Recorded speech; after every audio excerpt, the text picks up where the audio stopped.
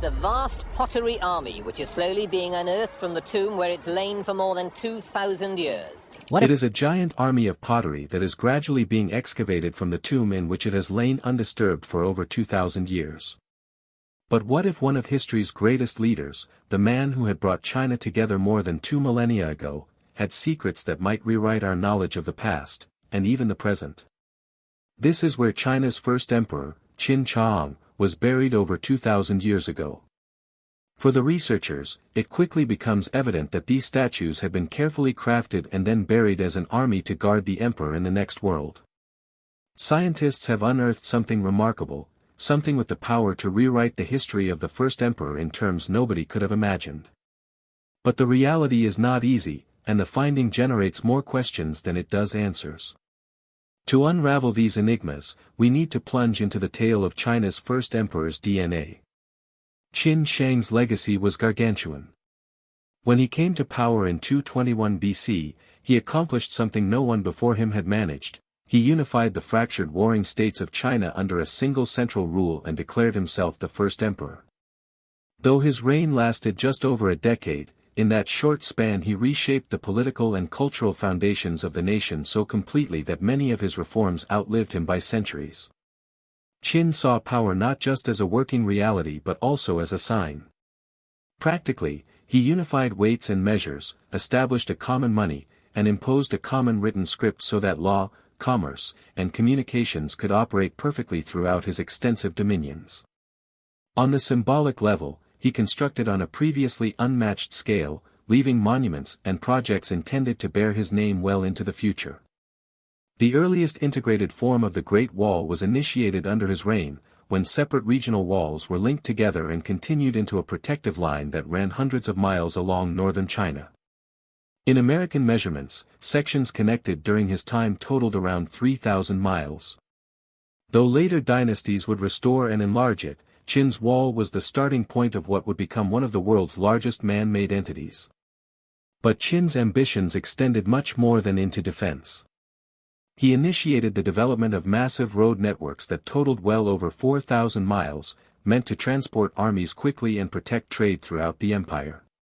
He commissioned canals for irrigation and transport, showing an interest in infrastructure that was both a reflection of prosperity and power.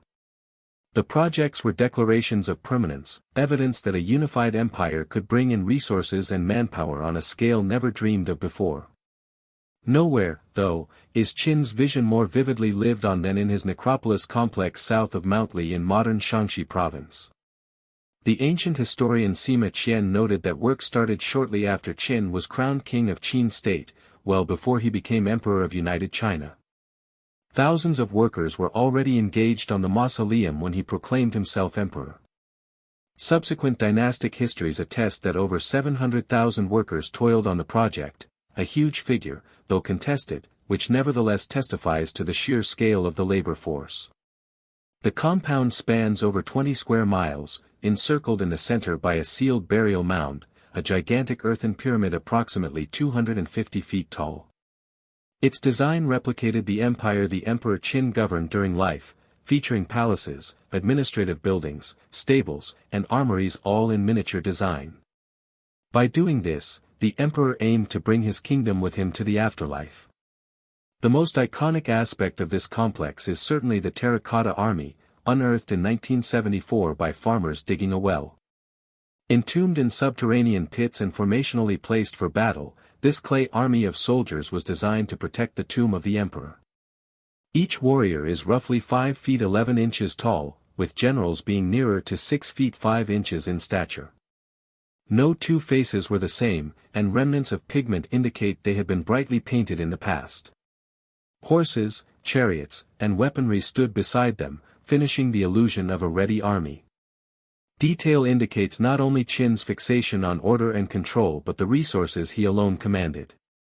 Sculptors, metalworkers, and craftsmen were organized for mass production on an unprecedented scale in the ancient world.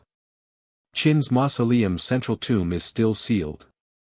Archaeologists have breached the surrounding pits and excavated thousands of pieces, but never opened the main chamber. Ancient documents tell of the burial room filled with mercury rivers, brilliant gems, and complex traps to deter intruders. Soil samples in the vicinity of the tomb have detected extremely high levels of mercury, giving some validity to those reports. Until now, though, the tomb has not been disturbed, one of archaeology's biggest enigmas, buried beneath the ground. Qin Shi Huang's life and legacy cast a deep mark not just on Chinese history but on the world's knowledge of centralized government. His own empire fell shortly after his death in 210 BC, yet his title of emperor created a precedent that would determine Chinese leadership for the next 2,000 years. He was a conqueror and a visionary who inscribed the durability of power into stone, clay, and earth. In 2003, archaeologists made a remarkably different discovery that contributed an additional layer to the history of Qin Shi Huang's mausoleum. While digging outside the massive burial complex, they discovered human skeletal remains scattered around the outer pits. These were not the dignified remains of noble families or war heroes buried with pomp and ceremony. Rather, they seemed to be the remains of the workers who had constructed the underground world for the emperor. For centuries, written records had suggested the violent conditions on which the mausoleum was built. Historian Sima Qian commented that innumerable workers were drafted in to excavate the pits and shape the buildings, many of whom failed to return home. Subsequent dynastic accounts asserted that thousands died from overwork, starvation, or execution intended to conceal the secrecy of the tomb. Although the extent of this loss is controversial, the skeletons excavated in the early 2000s verify at least portion of this dark past. This find paved the way for genetic testing. Chinese researchers took mitochondrial DNA from 19 of the skeletons. Since mitochondrial DNA is inherited along the maternal lineage and is frequently more resilient than nuclear DNA, it permitted scientists to trace where these workers might have originated and what population groups they belonged to. The findings were dramatic. 16 different maternal haplogroups were detected among only 19 persons. This remarkable diversity indicated that the labor force had come from all over East Asia. While some of the haplogroups matched northern Chinese populations, others followed southern populations, and at least one was closely linked genetically to individuals in Japan. This indicated that the labor force came from much farther outside local boundaries. Qin policy depended greatly on conscription of masses, and most of these workers can be presumed to be prisoners of war, peasant conscripts, or even people moved long distances under imperial mandate. The genetic diversity of these workers attested that the construction of the mausoleum was not a regional endeavor but an empire-wide project. Physical inspection of the skeletons uncovered additional evidence. Many showed signs of malnutrition and stress injuries indicative of forced labor. Not many personal items were recovered with the corpses, supporting the possibility that these workers were disposed of in mass graves instead of buried with dignity. The DNA findings, especially the link to Japan, continue to be one of the more fascinating discoveries. Though there are reports of trade and contact between China and Japan centuries after that, such a connection in the 3rd century BC opens new questions. Some propose that it is an evidence of earlier prehistoric migrations, while others warn that one should not overinterpret. Nevertheless, evidence of such a lineage deepens the enigma. These finds shed light on how the Qin dynasty was building its dominance, not just by military campaigns but by enlisting people from many different sources. The skeletons of the mausoleum laborers preserve this tale in biological form. But the discovery continues to be contentious. Others contend that the minute sample size is too small, and that mitochondrial DNA merely contributes the maternal line with no paternal lineage established.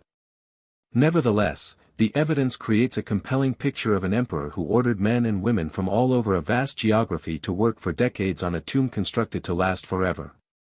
These bones jog our memory of the human toll behind one of history's biggest undertakings, and their DNA shows us just how extensive Qin's reach was. And yet, there is even more below the surface. Qin Shi Huang's burial mound stands over 250 feet above Shaanxi province's plains, at a distance resembling a natural hill topped with trees. But beneath it is one of the world's most painstakingly sealed chambers, a never-opened tomb. For decades, archaeologists have probed surrounding areas, but the inner vault remains hidden under soil and silence. It is what little we have learned of the interior that comes to us from Sima Qian, who said that the chamber was a microcosm of the empire itself. He spoke of ceilings painted with constellations to reflect the heavens and maps of the land spread out upon the floor with liquid mercury flowing into channels to represent rivers and seas.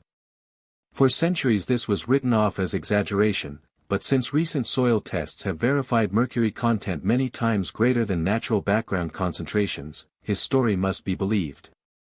Mercury is one of the reasons why archaeologists are reluctant to open the tomb. Opening it could unleash poisonous fumes that harm researchers and destroy sensitive artifacts. Historical accounts also mention lethal traps, such as crossbows set to shoot automatically on trespassers, mechanisms, although unproven, still a possibility.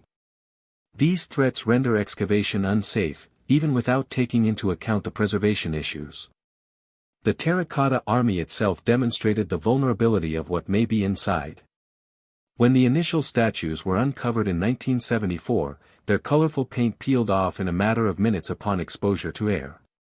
Even after decades of research on conservation, archaeologists cannot yet ensure that murals or painted artifacts within the sealed chamber would last if opened. Many believe they would crumble immediately, and it is for this reason that most specialists feel the tomb must be left sealed until technology advances. Environmental concerns also complicate matters. Groundwater movement threatens the stability of the mound, and modern digging could destabilize the site. While some engineers have proposed limited core drilling, most heritage authorities reject the idea, fearing irreparable damage. And yet curiosity never dies. In 2020, Chinese officials confirmed that they had no short-term plans to open the burial chamber, emphasizing that it must be preserved for generations to come. But the questions remain: do undisturbed rivers of mercury still pass through more than 2,000 years later? Do ancient traps still work? And what treasures lie with the emperor in the dark center of his immortality tomb? The DNA. For decades, the tomb of Qin Shi Huang was revered as an untouchable enigma. No archaeologists have ever breached the sealed inner chamber, and government policy is steadfast against upsetting it. So it was with such a sense of shock that recent news of genetic discoveries linked to China's first emperor emerged. Inside sources say that scientists disclosed the DNA heritage of China's first emperor. And it's not what we expected. They actually extracted biological material directly associated with him from well-preserved relics and residues left inside the outer areas of the mausoleum. The discovery, in accordance with these reports, started with minute organic residues found on bronze arms and decorative objects found buried in the pits at the edge of the burial mound. Some of these objects preserved in sealed environments for more than 2,000 years still retained microscopic biological content. DNA recovery technology improvements, including techniques specifically suited for ancient and degraded samples, allowed for the extraction of pieces of genetic material. By diligent comparison, scientists determined that some of the sequences obtained corresponded to what they assumed to be the direct paternal lineage of the emperor himself. Now, rather than pointing to genetic markers shared among early Han Chinese groups of the Central Plains, the sequences instead indicated connections to lineages of groups that were still farther to the west. Some markers indicated ancestry that extended into Central Asia, where there were histories of nomadic tribes migrating across the steppes and sometimes fighting Chinese states. This discovery has significant implications. Qin is